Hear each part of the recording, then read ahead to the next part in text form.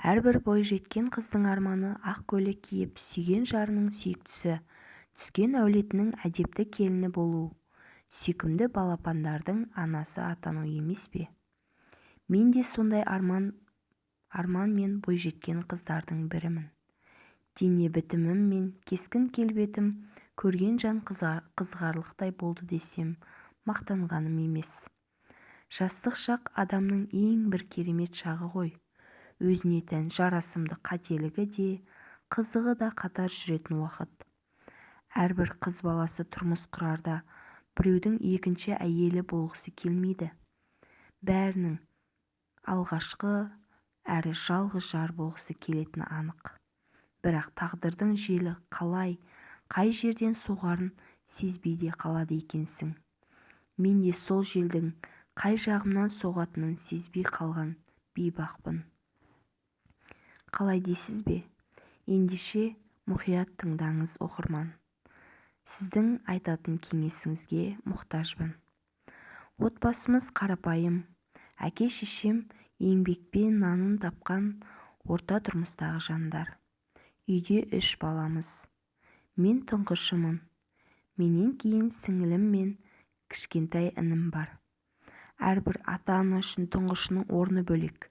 Себебі алдыңғы арба қайда жүрсе, соңғысы да солай жүреді деген қазақта сөз бар ғой. Менің де ата-анам солайша тәрбиеледі. Әкем тұңғышым деп жанына алып, сырласып, ақылын айтып, керек кезде кеңесіп, мені үнемі назарда ұстайтын. Ал анашым өзі білетіннің бәрін үйретті. Әдеп пен ибаны, үлкенді сыйлауды, кішіні құрметтеуді, өтірік айтпау, ұрлық жасамау, кісі мүлкіне қызықпау және қыз баласына керек тұрмыс тіршілігін бар білгенінше үйретті. Шүкір, ата-анамның үмітін ақтамаған жерім жоқ. Мақтаулы, бетке ұстар қыз болдым. Сондықтан болар, мектеп бітіре сала құда түсушілердің қатары көп болды. Бірақ арманым жоғары оқу орнына түсу, студент атану болғандықтан тұрмысқа шығуды ойыма да алған жоқпын. Әлі ерте деп ойладым да, ата-анама оқығым келетінін жеткіздім. Ата-анам бұл ойыма қатты қуанды. Білімнің қай кезде де күні жарық деп, әкем оқуыма бар жағдайын жасады. Көптен күткен сәтте келіп, емтихан тапсырдым. Жинаған балым ең жоғарғы ұпай болды. Білімдінің қай кезде де күні жарық деп, әкем оқуыма, емтиханға дайындалуыма бар жағдайды жасады. Көптен күткен сәтте келіп, емтихан тапсырдым. Еңбегімнің нәтижесінде мен жоғарғы көрсеткішке ие болып, грант иегері атандым. Қуанышым қойныма симай, алақайлап үйге келгенімде ата-анам, бауырларым, туыс-туғандарым менен 2 есе қуанды. Өйткені біздің отбасында алғаш рет студент атанып оқуға түскен ең бірінші мен болған едім. Сондықтан ата-анам үшін үлкен жетістік болды. Содан менің қызыққа толы студенттік жылдарым басталды. Бірақ мен көп уақытымды сауық сайранға емес, білім алуға, кітапханаларда өткіздім. Достарым қыдыруға, көңіл көтеруге шыққанда кітабымды құшақтап қалып қоятынмын. Егер жақсы оқыса, жақсы маман боламын. Жақсы маман болсам, өмір бойы тек жемісін жейтініме қатты сенетінмін. Көзді ашып жұмғанша 4 жыл уақыт өте шықты. Университетті өзім қалағандай жақсы жетістіктермен аяқтадым. Диплом қолға тиісімен жұмыс іздеуге кірістім. Іздеген жұмысымды тауып алып, орналастым. Әрине, жас маман болғандықтан біраз тер төгуге тура келді. Ұжымдастарымның ішіндегі ең жасы, ең жылдамы мен болдым. Барып кел, шауып кел, алып кел, жарап тұрған қолғанаттары едім. Ұжымда орта жастағы кісілер. Ішінде Жаңыл есімді бір апай бар еді. Мінезі ашық емес, салмақты жан. Сол кісі менің елгезек мінезімді ұнатып қалыпты. мені келін етуді іштей жоспарлаған екен. Ол кезде мен біреумен танысып кездеспек түгілі жігіттермен сөйлесуге ұялатын ұяң қыз едім. Сол ұяңдығымның да кәдесіне асырған болу керек. Өзіне жақын тұтып жүрген апайым мені өзі торға түсірді. Осылайша уақыт өте берді. Апайым өзінің майда тілімен, сыпайы сыйластығымен мені өзіне тарта берді. Мені алдайды деген ой үш ұйықтасам да түсіме де кірмепті. Себебі ұжымда өте сыпайы, үлгі алатындай жан болатын. Бір күні түскі асқа бірге бардық. Сол кезде ол менен отбасым, әке-шешем, бауырларым, жеке өмірім жайлы сұрақтар қойды. Менің ойымда еш арамдық жоқ, өзімдей көріп бәрін сампылдап жіпке тізгендей айтып бердім. Қайда тұратынымды, кімнің қызы, әке-шешем немен айналысады бәрін айттым. Қандай тәрбие алғанымды, отбасымның қандай екенін. Ол үнсіз тыңдап отырды да жеке өмірім, жігіттер тақырыбында сұрады. Мен ешқандай жігітпен сөйлеспегенімді, араласпағанымды айтып бердім. Ол кісі менің жауабыма сенбегендей қарап қалды. Өйткені бойы ұзын, түр келбеті келіскен әп-әдемі қыздың жігіттермен араласпауы мүмкін емес қой деп тамырымды баса отырып қайта сұрады. Мен осы уақытқа дейін бірде-бір жігітпен жақын араласпағанымды, қол ұстасып бірге жүрмегенімді айтқанымда, ол маған өз ұсынысын айтты. Сен келіссең, мен сені мынандай жігітпен таныстырайын, деді бас бармағын шошайтып. Ол да оқу, қызмет, карьера деп сен сияқты қызды жолықтыра алмай жүр. Сен де тұрмыс құратын жастан асып бара жатырсың. Егер сен келіссең, екеуіңді таныстырайын. Таныстықтарың жарасып, бір-біріңмен түсінісіп, араларың жақсарып жатса, тым малақай. Егер әңгімелерің жараспаса, екі жаққа кетесіңдер, деді.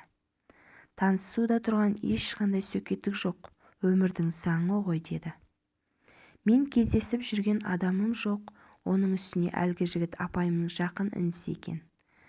Ағасының баласы деген соң, осындай туысына лайық көргені мені жақын тартқаны болар деп, бір жағынан осындай жеңгетайлық болмаса, мен өздігімнен ешкіммен таныса қоймайтын едім. Өйткені жақын араласатын құрбыларым отбасылы болып кеткен.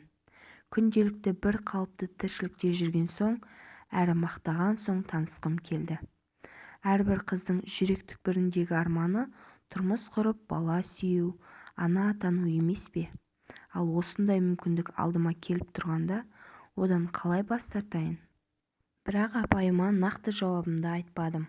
Уақыт өте берді. Апайым анда-санда оңашада бір қозғап қойғаны болмаса, артық мазамды алмады. Бірақ бір күні біздің жұмысқа жаңадан маман басқа қаладан ауысып келді. Ол келген күні мен әкемнің 60 жасқа толатын тойы болатын болып, бір аптаға сұранып кеткенмін. Тұңғышы болған соң жинап барған ақшама тойға үйге қажетін алып, дайындықты бастап кеттік. Тойдың болғанынан болғасы қызық дегендей, қанша уақыт дайындалған тойымыз көзді ашып жұмғанша өтті де кетті. Тойға келген жақын жуықтың әңгімесі менің тұрмыс құруым болған шығар. Бәрі қашан үйленесің, танысасың ба, жігітің бар ма дегендей сұрақтармен мезі етті.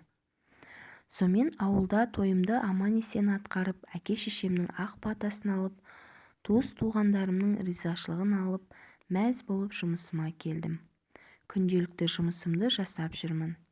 Біздің бөлімде адамдар біршама болған соң, келімді-кетімді кісілер көп. Жұмыс уақытым бітіп, шығам дегенше күнделікті уақыттан кештеу шығып, үйіме қайтайын деп аялдамаға келсем, біраз уақыт болып қалыпты. Маршрутым көрінер емес. Бір уақытта аялдаманың алдына жеңіл машина келіп тоқтады. Адамдар бірінен кейін бірі сөйлесіп мініп жатыр. Біреуі қайтадан қайтып, содан маған мінгендердің бірі «Қай жаққа барасыз?» деді. Мен адресімді айтқан ем, сол бағытқа қарай барады екен. Отырып алдым. Бірге мінген адамдар өз адрестерінен түсіп қалып жатты. Бір қарасам, жалғыз өзім қалыппын. Содан терезеге қарап отыр ем, ауа райы керемет болып тұр иә деді. Мен оқыс шыққан дауыстан селк еттім де дедім. Біздің Алматының ауа райы ерке, қырсық қыздың мінезінде ғой. Түске дейін былай, түстен кейін былай өзгереді. Бірақ қалай өзгерсе де жаныңа сондай жағымды дейді. Мен бұл сөзге күліп жібердім. Таксист те күліп, екеуміз танысып кеттік. Алматының тұрғылықты тұрғын екен. Астанада оқып, жұмыс жасап, жақында Алматыға жұмысқа ауысып келген екен. Оның әңгімесі аяқталмай, мен үй жағыма келіп қалдым. Ақшамды төлеп жатыр ем, әзілдеп орнына нөмеріңізді берсеңіз деді. Мен қабағымды түйдім де ақшаны орындыққа қойып түсіп кеттім. Таксистке бұрқылдап үйіме қалай жеткенімді білмей қалдым. Ертесіне аялдамадан түсіп, жұмысыма кіріп бара жатсам, артымнан кешегі нөмір сұраған таксист келе жатыр. Шошып кеттім де қайта қарадым. Ол маған мәз болып, қалайсыз қарындас, сіздің нөміріңізді алуға келе жатырмын демесі бар ма? Қабағымды түйдім де тез-тез ішке кіріп кеттім. Біреудің бетіне айтып тастау, ұрысу табиғатымда болмаған соң, онымен тәжікелесіп тұрмадым. Ішке кабинетіме кіріп жұмысыма кірісіп кеттім.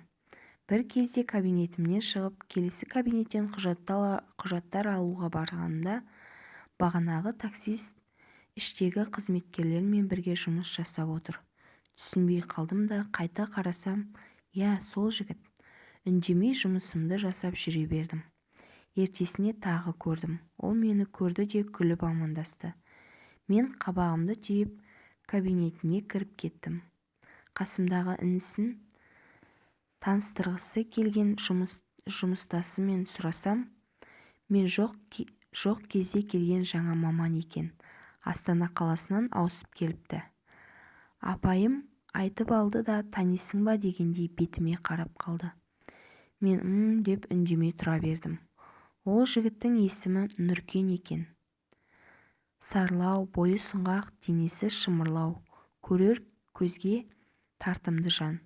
Өз-өзіне өте сенімді көрінеді. Сөйлегенде мақтаншақтығы байқалып тұрады.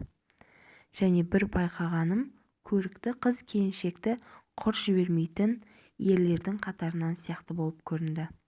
Мені көрген сайын сөзбен түйреп әзілдеп өтетін. Бірақ мен суықтай қарап артық жауап бермедім. Бір күні ұжымдастар арасында отырыс болатын болып, барлығымыз кафеге жиналдық. Мен отырысқа көп бара бермейтінмін, бірақ сол уақытта барғым келді. Киініп, сәнденіп бардық. Жанымда әлгі апайым бар. Отырыс қызықты басталды. Би билеп, әзілдер айтылып, у-шу болып жатқанбыз. Әлгі Нұркен жаныма келіп биге шақырды. Мен я барарымды, я бармасымды білмей тұрып қалдым. Ол қолымнан ұстап тартты. Мен де қарсылықтан туған ыңғайсызданып ортаға шықтым. Өте көңілді жігіт екен. Биді де жақсы билейтіні көрініп тұр. Нөміріңізді бергіңіз келмей ме деп әзілдеп қояды. Сонымен би аяқталып орныма жайғастым. Бірнеше рет би билеп отырысты аяқтадық. Апайым қайтарда бірге қайтуға ұсыныс тастады. Сонымен шығып бара жатсақ, алдымыздан Нұркен шығып, апарып тастайын ба деді. Апайым, жоқ, өзіміздің көлігіміз бар деді. Мен үндемей соңынан жүре бердім. Нұркен қалып қойды. Апайым маған таныстырамын деп жүрген інісін шақырып қойыпты. Мен оны машинаға мінген соң бірақ білдім. Негізі Нұркеннен қауіптенген-ау. Сонымен апайымды апарып тастадық та машинада екеуміз қалдық. Ол жолға қарап келе жатыр. Есімі Сырым екен. Екеуміз құрдас екенбіз. Көп сөзге жоқ, мінезі тұйықтау екен. Сөйлескенімізден үнсіздігіміз көп болып, менің үйіме де жеттік. Сау болыңыз деп машинадан түсіп кеттім. Ертесіне жұмысқа келсем, апайым таныстыңдар ма, қалай екен деп жатыр. Мен, я, жақсы таныстық дедім. Ол ұнады ма деді ыңғайсыз сұрақ қойғанына өзі де қысылып әңгімені басқа жаққа бұрып жіберді. Нұркен біздің кабинетке жиі келгіштеп кетті. Әр нәрсені сылтауратып келіп кетеді. Кейде қасыма келіп, әр нәрсені бір сұрап әңгіме айтып тұрады. Байқаймын, ол апайыма ұнамайды. Сонымен уақыт өтіп жатты. Bir күні телефоныма SMS келіп тұр сырымнан екен. Сізді сыртта күтіп тұрмын деп жазып жіберіпті. Жұмыс уақытым аяқталған уақыт болатын. Шықсам, шынымен машинасымен келіп тұр. Менің алдымнан шығып амандасты да, уақытыңыз болса қыдырып қайтсақ деп ұсыныс айтты. Сол мезетте Нұркен де шыққан екен. Маған қарап қалыпты. Мен оның маған қарағанын көріп машинаға мініп кеттім. Сырым екеуміз тамақтануға бардық. Түнгі қаланы араладық. Сырым көп сөзге жоқ, өте мәдениетті, орнымен сөйлейтін жан екен. Сырт келбеті сұлу болмағанмен, шаштары қайратты, пішіні суықтау, көздері үлкен, қап-қара, өзі қараторлау жігіт екен. Артық майы жоқ, еңбекпен шыныққан жан екені көрер көзге көрініп тұр. Ол жеке кәсіппен айналысатынын апайымнан естігенмін. Өзінің жеке мебель жасайтын цехы, қарамағында бірнеше жұмысшылары бар деп айтқан болатын. Сырым екінші кездесуде маған үйленуге ұсыныс тастады. Мен жоқ, әлі сізді дұрыс танымаймын, бұлай тез-тез үйленгім келмейді дедім. Ол да өзінің асығыс айтқанына қысылып қалды да еш нәрсе демеді. Қайтарымда үйіме дейін шығарып салды да гүл сыйлады. Сырым жиі-жиі хабарласып тұрды. Нұркен де номерімді тауып алып звондап, кейде жұмыстан әкеліп тастап жүрді. Бірақ байқағаным, телефонда көп сөйлесіп, көп мақтанады екен. Жасыратын нәрсесі бар сияқты. Маған артық сөзі жоқ. Темекі шегетінін байқадым. Bir күні кешкілік үйде отырсам, аптаның сенбі күні болатын, телефоным шырылдады. Алсам Нұркен.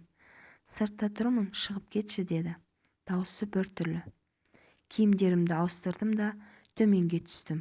Сөйтсем машинасымен келіп тұр екен. Ойымда еш нәрсе жоқ, отырдым. Ол да артына келіп отырды. Сонда байқадым, ішіп алыпты. Мен іштей қорқып кеттім де шығуға бекіндім. Ол қолымнан ұстап қалды. Мен қорқып кеттім де оны итеріп машинадан түсіп кеттім. Үйіме тез-тез жүгіріп кірдім. Аяқ-қолдарым дірілдеп, көпке дейін бір түрлі болдым. Жұмысқа барғанымда Нұркенді көрдім. Ол еш нәрсе болмағандай, көңілді әңгімесін соғып, дым болмағандай жүрді. Арада уақыт өте берді. Сырымнан SMS келді. Кездескісі келетінін, егер бос болса, бүгін барсам деп жазып жіберіпті. Жарайды деп келістім. Сөйтсем, ол мені алып қашуды жоспарлаған екен. Үйіне келсек, үлкендер ақ жаулығын тағып, жұмыстағы апайым бетімнен сүйіп, тойға дайындықты бастап кетті. Мен әрі-бері қарсыласқаныммен қайта қайтуға жұрттың әңгімесінен ұялдым. Сонымен тойға дайындық басталды. Келген адамда есеп жоқ. Қонақтардың көптігіне қарап, күйеуімнің жаман адам емес екенін түсіндім. Беташар той өтіп, екі жақ құдаласып, орамал тағылып, келінді қызметіме кірістім. Беташар өткен күні ертесіне үйдегілердің таңғы шайын дайындап жүрсем,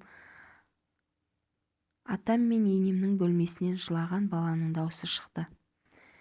Әже, әкеме барамын. Әкем қайда? Неге менің қасыма жатпады? Әке, деп 2 жастан асқан бала жылап жүгіріп шықты. Атам да енем де жұбатқанымен қоя қоймады. Мен үйде жүрген қонақтардың баласы болар деп мән бермедім. Bir кезде шай құйып отырсам, әлгі бала жүгіріп келді де күйеуімді құшақтап алдына отырып алды. Мен күліп қоямын. Сөйтсем, балақай күйеуімді құшақтап, әке, менің мамам ба деп көрсетті. Менің үстіме мұздай су құйып жібергендей қатып қалдым. Құйған шайым сыртына дейін төгіліп жатыр. Қолдарым қарысып қалғандай, Айқайлай алмаймын, жылай алмаймын. Отырып қалдым. Жұмыстас апайым мені тұрғызып сүйемелдеп бөлмеме алып кетті. Артымнан атамның айқайлаған даусы шығып жатты. Келінге айтпағансың ба не? Неге айтпадың? Неге жасырдың? Мен сендерге сендім ғой. Неге олай жасадың? Қасқаға обал болды ғой. Менде де еш жоқ сендерге сенген деген. Мен бөлмеме кіргізіп, апайым кешірім сұрап бір нәрселерді айтып жатты. Менің оған жауап беруге шамам да жоқ. Бүктеліп отыра бердім. Апайыма я ұрсарымды, я айқайларымды білмей отырып қалдым. Ол да менің халімді көрді де кешірім сұрап бөлмеден шығып кетті. Бір уақытта бөлмеме енем кіріп келді де аяғымды құшақтап кешірім сұрай бастады. Қызым, балам, айналайын, бізден қателік кетті. Біз сені бәрін біледі деп ойладық. Біздікі асығыстық болды. Баланың жазығы жоқ. Келінім баланы да күйеуін де қажет етпей тастап кетті. Жамандағаным емес, тек өз басын ойлаған жан болып шықты. Көп те тұрмады. Біз оның мазасын алғанымыз жоқ. Қинап алып қашқан да жоқпыз. Екеуінің келісімдерімен үйленген болатын. Уақыт өте келе түрлі мінез шығарып, аяғы ауыр кезде үйден кетті. Келер деп күттік. Бірақ баласын өзі әкеліп тастаған соң амалымыз жоқ. Құдаларымызға да кінә арта алмаймыз. Егер немереме қарағың келмесе бөлек тұрыңдар. Ақылың бар бала сияқтысың ғой. Бізді жазалай көрме деп жылаған енемді көріп аяп кеттім де құшақтап бірге жыладым. Қайтқанмен болары болып бояуы сіңіп қойған соң не де болса бағымнан көрейін деп қалдым. Күйеуімде де үн жоқ. Маған ауық-ауық қарап қояды. Менің түрімді көріп еңсесі екі есе түсіп кеткендей. Апайым қайта-қайта кешірім сұрағанмен оған сөйлегім келмеді. Өзімді алдағандай сезіндім. Уақыт өте берді. Обалына не керек ата-енем қыздарынан кем көрмеді. Күйеуімнің ұлы Айдынға да басында қаталдау қарағаныммен оның үнемі мамалап сөйлегеніне де үйреніп құшақтайтын болдым. Бұл күйеуіме де әсер етті ме, үнемі көмектесіп жанымнан шықпай, бұрынғыдай емес көңілді үйге енді. Ата-енем де көңілдері жайланып бір қалыпты тіршілік кешіп жаттық. Бірақ бәрі дұрыс болғанымен алдағанды ұмыту оңай емес екен. Есіңде үнемі тұрады. Неге олай жасаған? Ең болмаса біреу айтса қайтеді. Мен екінші әйел болуға тиіс емес едім ғой. Неге бұлай болды деп жиі ойланатынмын. Енем де көңілім түскен сәтте үндемей қабағымды бағатын. Сырым әке-шешеме де жақсы қарады. Үнемі жағдайларын сұрап, ол жаққа да жіберіп тұрды. Екі бауырыммен жақсы қарым-қатынас құрып, үнемі жағдайларын біліп үйге қонаққа шақыратын.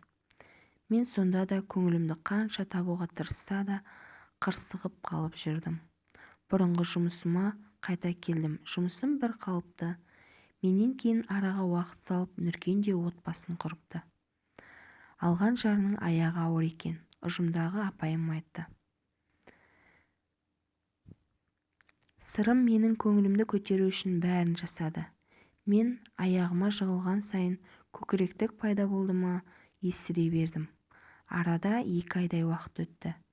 Бір күні жұмыстан келсем бөлмеден Сырымның даусы қатты шығып жатыр екен. Телефонда қатты ұрсып жатыр. Ата-енем сыртта жүргенін үйге кіріп келе жатқандарын көргенмін. Тыңдап тұруға ұялдым. Бірақ бұлай ашуланғанын бірінші көруім. Әйелдік қызығушылығым жеңіп, жай мысықша басып бөлмеге жақындап тыңдаймын дегенде Сырым есікті қатты ашып қалды. Жақындап қалған маған есіктің тиіп кетуіне сәл қалған болатын. Денемді тартып үлгердім. Ол мені көріп тоқтап қалды да телефонын құлағына басып үйден шығып кетті. Мен не болғанын, кіммен ұрысқанын, кімге ұрысқанын түсінбей қалдым. Бірақ білгім келді. Күйеуімнің сыры белгілі, оңайлықпен әңгіме айтпайды. Кешке бөлмеде күттім. Келді де теріс қарап жатып қалды. Бір мәселенің болғаны анық. Таңертеңгі шайда енеме кешегі болған жайларды айтқан едім. Енем терең күрсінді. Ол кісінің хабары бар екен. Сөйтсем бұрынғы келіншегінің, яғни Айдынның мамасының ісі екен. Күйеуімнің бұрынғы әйелі үнемі ақша сұрайды екен. Егер ақша бермесе, Айдынды алып кетемін деп қорқытады екен. Шешесі ғой, оның да қасында жүрсін, болсын деп жіберсек, бала бір жақта, өзі басқа жақта қаңғып кетеді дейді. Алдында солай жіберген кезде бала үйінде жалғыз қалып, жылаған көршілері милиция шақырыпты. Сырым баласын бермей үнемі сұраған ақшасын тауып береді екен. Мұны естіп күйеуімді аяп кеттім. Енем айтқан кезде өзімнің істеп жүрген тірлігіме ұялдым. Ана елі анандай, мына елінің сиқы мынадай. Өз-өзімнен ұялып, сол күні ұзақ ойландым да, жұмыстан ертерек келіп, үйдің тірлігін тез бітіріп, кешкі асты дайындап, енеме ескерттім. Айдынды киіндіріп, Сырым жұмыстан келгенде Айдынды қыдыртып қайтсақ деп ұсыныс тастадым. Ол маған таң қалып қарап қалды да, киімін ауыстырып сыртта күтемін деді. Дайындап қойған киімдерімді киіп, сәнденіп алдым да, Айдынды ертіп далаға шығып кеттім. Сол күні үшеуміз армансыз қыдырдық. Кафеге барып тамақтандық, көшеде жүрдік. Айдынды ойнаттық, киноға бардық. Айдын мәз болып қалды. Әбден ойнап шаршаған ұлымыз көлікте ұйықтап қалды. Біз Айдын ұлымен екеуміз жағында артқы орындықта отырғанбыз. Көлік бағдаршамға тоқтаған сәтінде Сырымның бетінен сүйіп алдым. Бір кезде айнаға көзім түсіп кетті.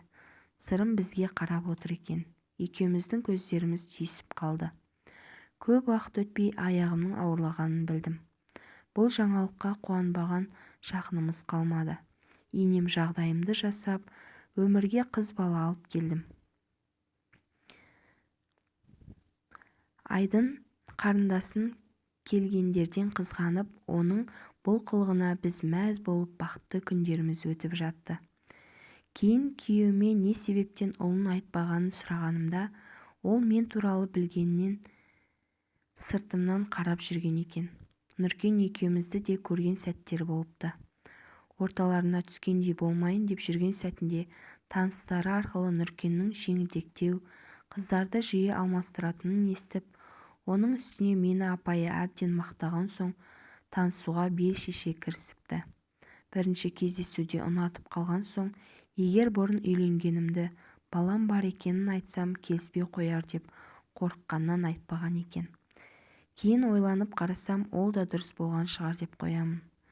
Сол сөйлескен сәтінде үйленгенін естісем, өмірім басқа арнаға бұрылуы мүмкін екен-ау. Сондықтан қыздар, алғашқы бағыңызды бағалай біліңіз. Жігіттің тұйықтығы мін емес екен. Түріне, сөзіне, жүрегіне, іс-әрекетіне үңіліңіз. Міне, менің өгей ана атану хикаям осылай.